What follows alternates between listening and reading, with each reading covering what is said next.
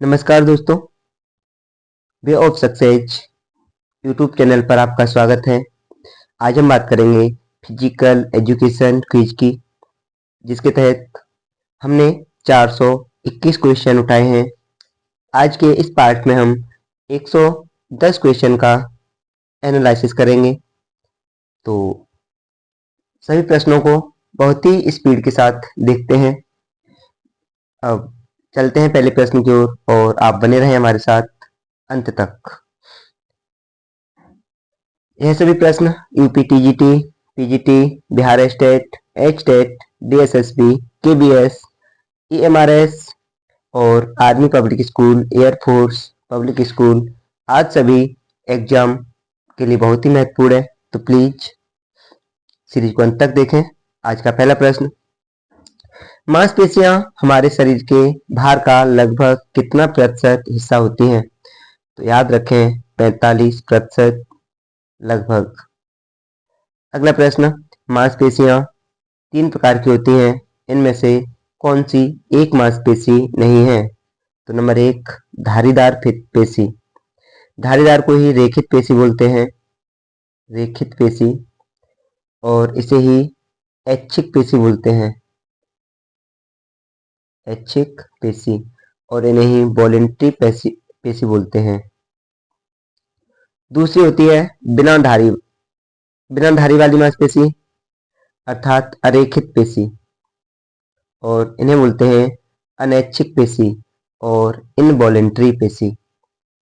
तीसरी होती है हृदय पेशी, जिन्हें हम बोलते हैं कार्डिक पेशी, कार्डिक पेशी। तो उसने पूछा कि 3 प्रकार हैं, तो ये तो तीनों प्रकार हैं, लेकिन कौन सा एक प्रकार नहीं है? तो याद रखना पैरों की मांसपेशियां। ये मांसपेशी तो है लेकिन मांसपेशियों का प्रकार नहीं है। प्रश्न नंबर 3, निम्नलिखित में से कौन सी मांसपेशी हमारी इच्छा शक्ति से कार्य नहीं करती? तो धारीदार ऐच्छिक पेशियां हैं जो हमारी इच्छा से कार्य करती हैं। बिना धारीदार ये एक प्रकार से अनैच्छिक पेशियां हैं, और हृदय मांसपेशी ये ऐच्छिक और अनैच्छिक दोनों की तरह कार्य करती हैं, ऐच्छिक और अनैच्छिक। और पैर की मांसपेशियां हमारी इच्छा के अनुसार कार्य कर लेती हैं। तो यहाँ पर आंसर है, देखो एक तो अनैच्छिक हो गया, ये भी वैसे तो आंसर होना चाहिए, लेकिन यहाँ हृदय पेशी दे रखा है जो रेखित और अरेखित दोनों हैं, तब हमारा आंसर होगा हृदय मांसपेशी। नेक्स्ट, मांसपेशियां किसकी सहायता से अस्थियों के साथ जुड़ी होती हैं? तो याद रखें एक होता है बोन टू बोन, बोन से बोन को कौन जोड़ता है? तो याद रखना बोन टू बोन लीगामेंट, बीबी लापरवाह। इसके बाद हम बात करेंगे बोन टू मसल कौन जोड़ेगा, बोन टू मसल को कौन जोड़ेगा? तो याद रखना मसल बोन को कौन जोड़ेगा? Tendon, MBT, Mohammad bin Tughlaq. ठीक है। तीसरा होता है मसल से मसल को कौन जोड़ेगा? तो याद रखना सेलेक्सोर। क्या? मसल से मसल को कौन जोड़ेगा? सेलेक्सोर। तो याद रखना मेरी मम्मी और सास। तो तीनों ट्रिक याद रखेंगे, कभी नहीं भूलेंगे। तो बीवी लापरवाह, bone to bone, ligament, muscle to muscle, मेरी मम्मी सास, और Mohammad bin Tughlaq, muscle to bone tendon. तो यहां देखते हैं प्रश्न क्या था। मांसपेशियां किसकी सहायता से अस्थियों से जुड़ी होती हैं? तो यहाँ बोन और मसल की बात कर रहा है, तो MBT, T for tendon, answer होगा टेंडन। 5वां प्रश्न, मांसपेशियों में संकुचन शक्ति पैदा करने का कार्य करते हैं, तो कौन कार्य करते हैं? तो याद रखना मायोफाइब्रिल्स अर्थात धागे। रक्त संस्थान की रक्त वाहक नलियां निम्नलिखित एक नहीं है, तो क्या नहीं है? तो देखो धमनियां एक प्रकार से नलियां ही हैं, कोशिकाएं नलियां हैं, शिराएं भी नलियां हैं, फेफड़े ये हमारे श्वसन तंत्र का हिस्सा है, यही नलियां नहीं है, और यही गलत है और यही इसका आंसर है। नेक्स्ट, अशुद्ध रक्त को हृदय तक पहुंचाने का कार्य कौन करता है? तो अशुद्ध रक्त को हृदय तक पहुंचाने का कार्य समझना आप, जैसे हमारा हृदय है जिसमें 4 चैम्बर होते हैं, अब हमने देखा कि धमनियां शुद्ध रक्त लेकर के जाती हैं, धमनियां शुद्ध रक्त लेकर के जाती हैं और सिराएं अशुद्ध रक्त लेकर के आती हैं, सिराएं अशुद्ध रक्त लेकर के आती हैं। लेकिन टैग करके रखो क्या, सिर की ओर रक्त कौन ला रहा है, तो याद रखना स से सिर और स से सिराएं। उसने बोला अशुद्ध रक्त, तो यहाँ पर आंसर क्या हो जाएगा, सिर की ओर सिराएं, आंसर होगा सी। नेक्स्ट, निम्नलिखित में से कौन एक शरीर को जीवाणुनाशक शक्ति प्रदान करता है, तो शरीर को जीवाणु शक्ति के लिए कौन बचाता है, तो याद रखना देखो एक होता है आरबीसी, आरबीसी, दूसरा होता है डब्ल्यूबीसी। समझो अब, रेड ब्लड कार्पल्स अर्थात श्वेत रक्त लाल रक्त कणिकाएं, इनका कार्य होता है ऑक्सीजन को ढोना। और डब्ल्यूबीसी व्हाइट ब्लड कार्पल्स, इनका कार्य होता है शरीर को रोगों से बचाना। तो इसका आंसर क्या होगा, डब्ल्यूबीसी अर्थात श्वेत रक्त कणिकाएं। आर से याद रखना आरबीसी का जीवन काल 120 दिन होता है, आरबीसी का जीवन काल 120 दिन और इनका वैज्ञानिक नाम होता है एरिथ्रोसाइट। डब्ल्यूबीसी का जीवन काल 3 से 5 दिन होता है और इनका नाम होता है ल्यूकोसाइट। तो बढ़ते हैं आगे। रक्त को जमने में सहायता करता है, तो याद रखेंगे रक्त को जमने में कौन सहायता करता है, तो थ्रोम्बोसाइट, थ्रोम्बोसाइट। और अगला प्रश्न, निम्नलिखित में से कौन एक कणिकाएं शरीर में ऑक्सीजन को ले जाने का कार्य करती हैं, तो लाल रक्त कणिकाएं मैंने अभी बताया था ऑक्सीजन को ढोने का कार्य करती हैं, लाल रक्त कणिकाएं जिन्हें हम बोलते हैं आरबीसी। नेक्स्ट, कठोर व्यायाम करने पर रक्त का दबाव अधिकतम होता है, तो वैसे तो नॉर्मल रक्त दाब होता है 120/80 mm Hg, 80 mm Hg, लेकिन यहाँ अधिकतम व्यायाम करते समय अधिकतम कितना होता है, तो याद रखेंगे 180 mm Hg। नसिका के दोनों द्वारों के अंदर एक झिल्ली पाई जाती है जो एक तरल पदार्थ छोड़ती है, इस तरल पदार्थ को क्या कहते हैं, तो याद रखें म्यूकस। नेक्स्ट, नसिका के अंदर पाई जाने वाली झिल्ली एक तरल पदार्थ म्यूकस छोड़ती है जो सहयोग करती है, तो किसमें सहयोग करती है, तो तरल पदार्थ बाल से मिलकर धूलकण और जीवाणुओं को प्रवेश करने से रोकती है, याद रख सकते हैं। नेक्स्ट, टाइडल घनफल अर्थात टाइडल वॉल्यूम किसे कहते हैं, तो टाइडल वॉल्यूम यहाँ पर याद रखें वायु की मात्रा जो साधारण श्वास लेने में फेफड़ों में प्रवेश करती है तथा बाहर जाती है, उसे क्या कहते हैं, टाइडल वॉल्यूम कहते हैं। नेक्स्ट, पुरुषों के फेफड़ों में वायु अंदर ग्रहण करने की अधिकतम क्षमता होती है, तो पुरुषों के फेफड़ों की क्षमता पूछी गई है, याद रखेंगे 4800 सीसी, जबकि महिलाओं के फेफड़ों की क्षमता, तो यहाँ पर भी याद रखें 3100 सीसी, तो पुरुषों की 4800 सीसी और महिलाओं की 3100 सीसी। फेफड़ों में वायु को अंदर ग्रहण करने की क्षमता को नापा जाता है, तो किसके द्वारा नापते हैं, तो याद रखें स्पायरोमीटर, किसके द्वारा, स्पायरोमीटर। भोजन आमाशय में कितने घंटे तक रह सकता है, तो भोजन आमाशय में आधे घंटे से लेकर 3 घंटे तक रह सकता है। भोजन छोटी आंत में कितने घंटे तक रहता है, तो भोजन छोटी आंत में 2 घंटे तक रहता है। स्पाइनल कॉर्ड की लंबाई कितनी होती है, तो स्पाइनल कॉर्ड की लंबाई 18 इंच। नेक्स्ट, बाइलुक्विन वहां पाए जाते हैं, तो याद रखेंगे कहाँ, पित्त रस में, पित्त रस में। तंत्रिकाएं कितने प्रकार की होती हैं? तो तंत्रिकाएं त से तंत्रिका त से तीन प्रकार की। निम्नलिखित तंत्रिका में कौन एक नहीं है? तो कौन एक नहीं है? उत्तेजक न्यूरॉन कहते हैं। तो स्नायु तंत्र के धागों की इकाई को न्यूरॉन कहते हैं। कोशिका के प्रधान अंश से आदेशों को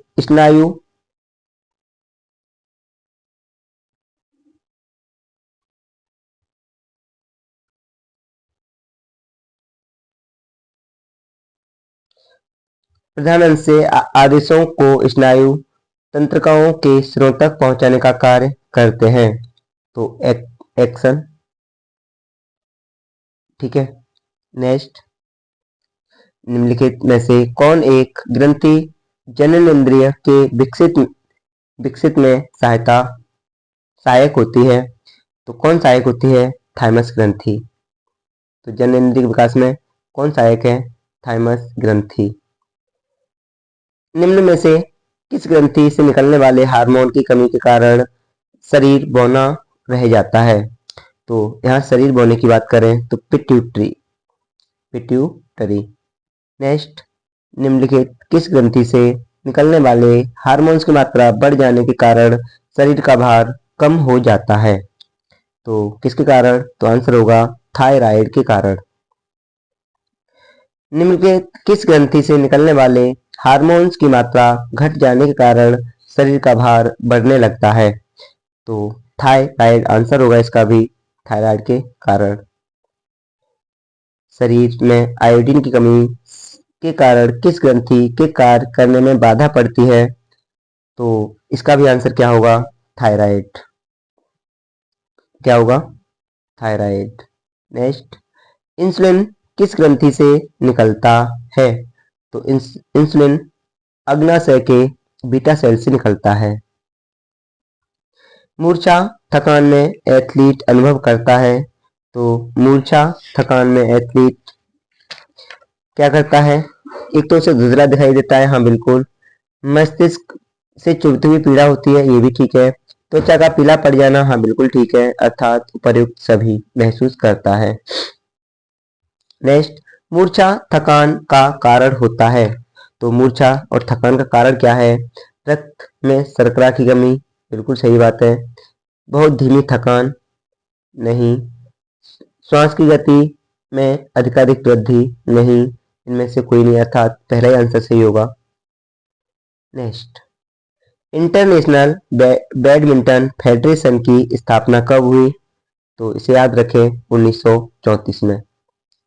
बैडमिंटन खेल की शुरुआत किस शहर से हुई थी? तो याद रखेंगे पूना शहर से। थॉमस कप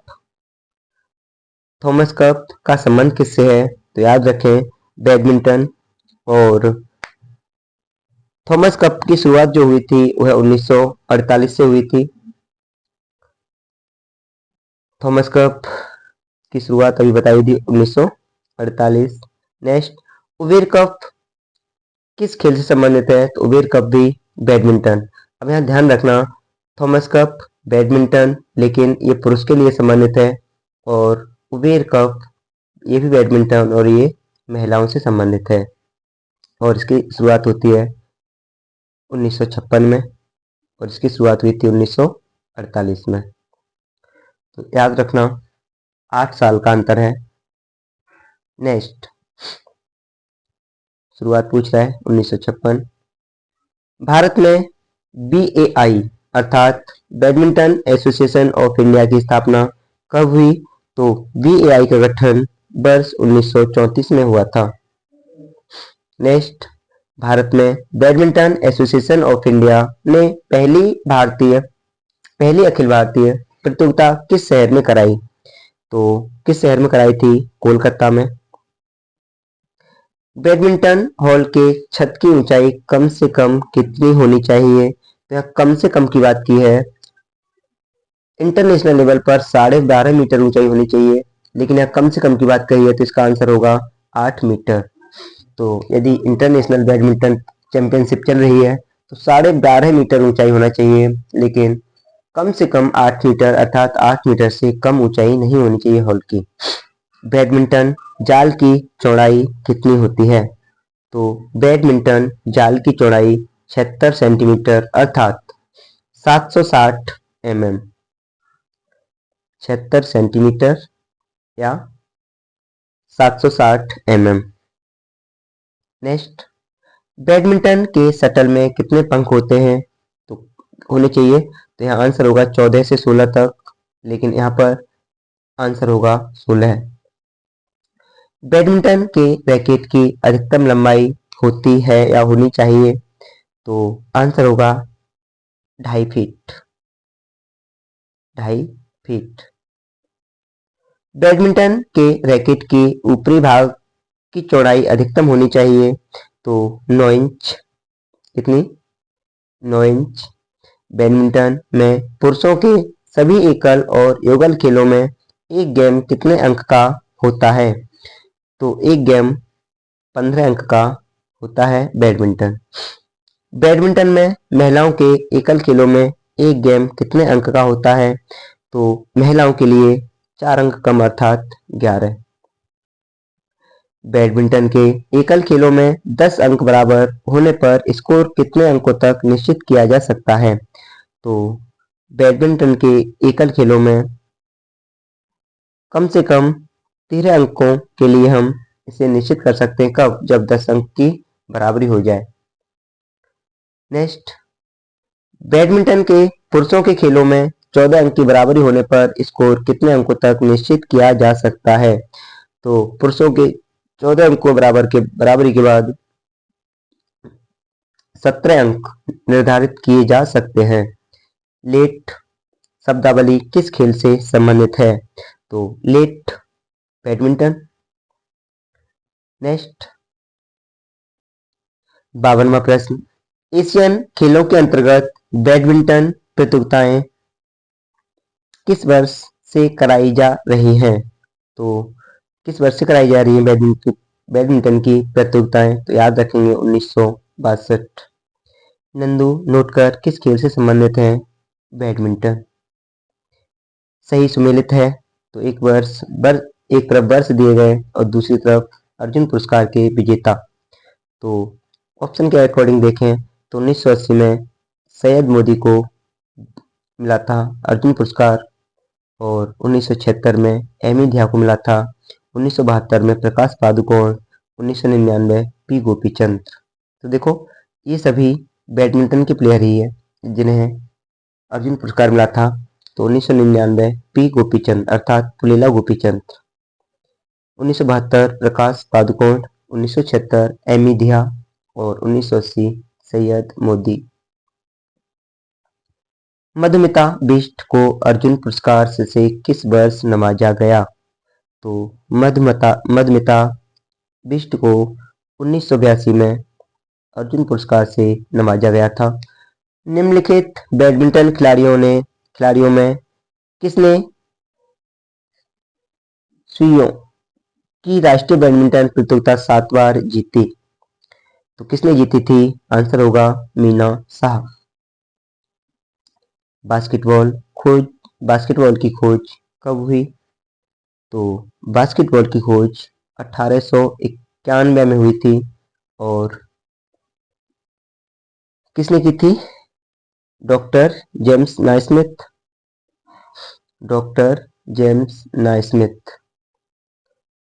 बास्केटबॉल में कितने खिलाड़ी खेलते हैं? तो बास्केटबॉल में टीम होती है 12 की, जिनमें से 5 खिलाड़ी खेलते हैं। नेक्स्ट,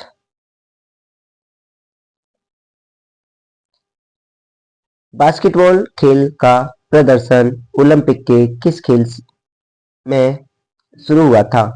तो यहाँ से बास्केटबॉल को ओलंपिक में कब से शुरू किया गया? तो याद रखें सेंट लुइस से 1904 अर्थात तीसरे ओलंपिक में से शामिल कर लिया गया। नेक्स्ट, इंटरनेशनल बास्केटबॉल फेडरेशन का गठन कब किया गया? तो इंटरनेशनल बास्केटबॉल फेडरेशन का गठन 1932 में किया गया। भारतीय बास्केटबॉल संघ की स्थापना कब हुई? तो 1950 में। नेक्स्ट, बास्केटबॉल में अधिकतम खिलाड़ियों की संख्या अभी हमने देखा था, टीम होती है 12 की, जिनमें से 5 प्लेइंग होते हैं। ले अप निशाना किस खेल से संबंधित है? तो ले अप निशाना बास्केटबॉल में लगाते हैं। मृत गेंद तब मानी जाती है, तो देखते हैं इन्हें। गोल अर्थात बास्केट हो जाए, बिल्कुल। अधिकारी की सीटी बज जाए, बिल्कुल।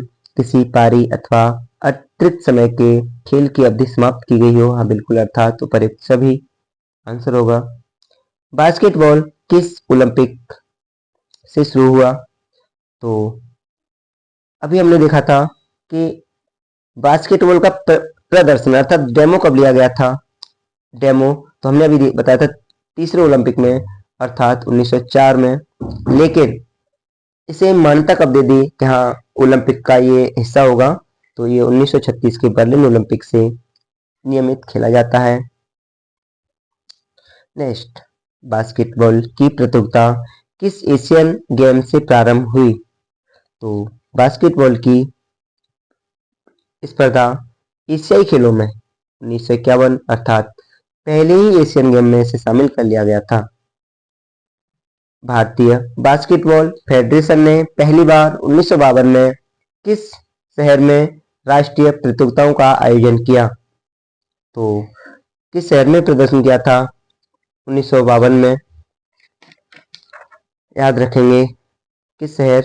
बेंगलुरु में।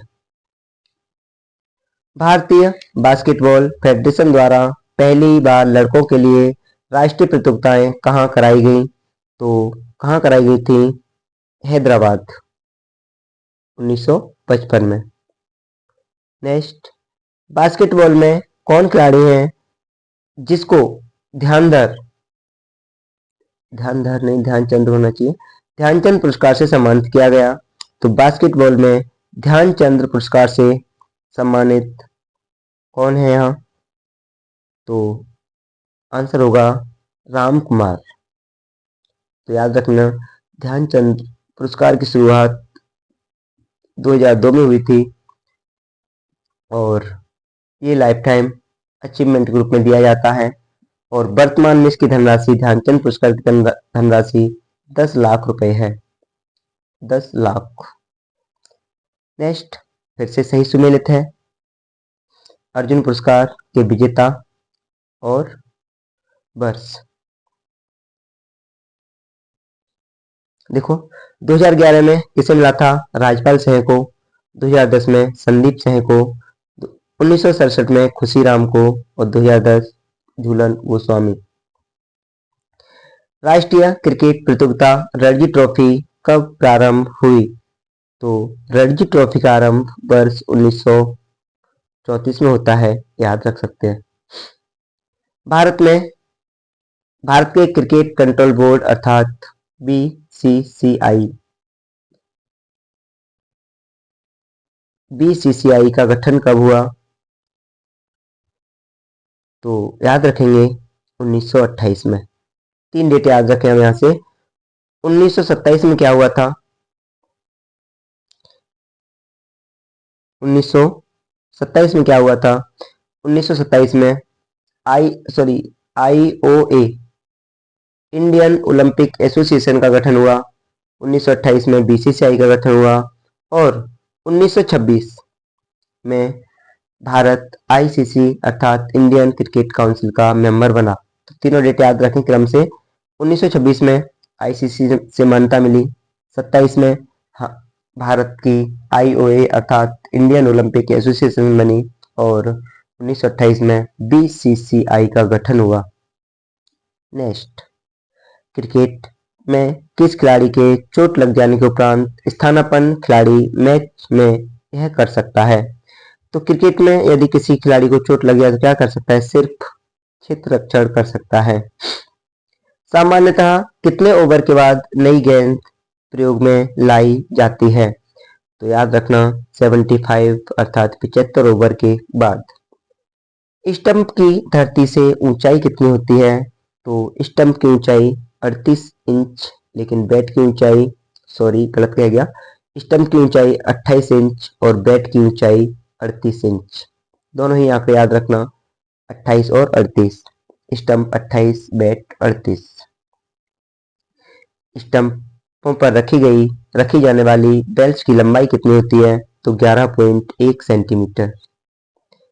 बॉलिंग क्रीज की लंबाई कितनी होती है? तो बॉलिंग क्रीज 8 फुट 8 इंच की होती है। टेस्ट मैच के लिए सीमा रेखा विकेट से कितने गज की दूरी पर होनी चाहिए? तो आंसर होगा, अब जो पिच है, अब पिच के अकॉर्डिंग जो बाउंड्री है, उसने बोला टेस्ट मैच के लिए सीमा रेखा विकेट से कितने गज की दूरी पर होनी चाहिए? तो इसका आंसर होना चाहिए 75 से 85 गज, लेकिन यहाँ पर हमारा आंसर होगा 75 गज। नेक्स्ट, यद्यपि सीमा रेखाओं की दूरी निश्चित होती है, परंतु विकेट से इन रेखाओं की दूरी होनी चाहिए, तो अभी मैंने बताया था 75 से 85 गज। 80वां प्रश्न, 5 दिवसीय मैच में पहले खेलने वाली टीम पहली पारी के अंत में कितने रन आगे रहने के पश्चात विपक्षी टीम को फॉलो ऑन दे सकती है? तो 5 दिवस के लिए 200, 3 दिवस के लिए 150 और 1 दिवसीय के लिए, शायद गलत कर रहे हैं, दोबारा समझे, 5 दिवस के लिए 200, ठीक है, 3 दिवस के लिए 150 और 2 दिवस के लिए 100 और 1 दिवस के लिए 75। ठीक है ना, 75 से स्टार्ट करो। अगर 75 रन आ गए हैं तो 1 दिवसीय मैच में 75 रन के लिए रन है ज़्यादा, तो हम फॉलो दे सकते हैं।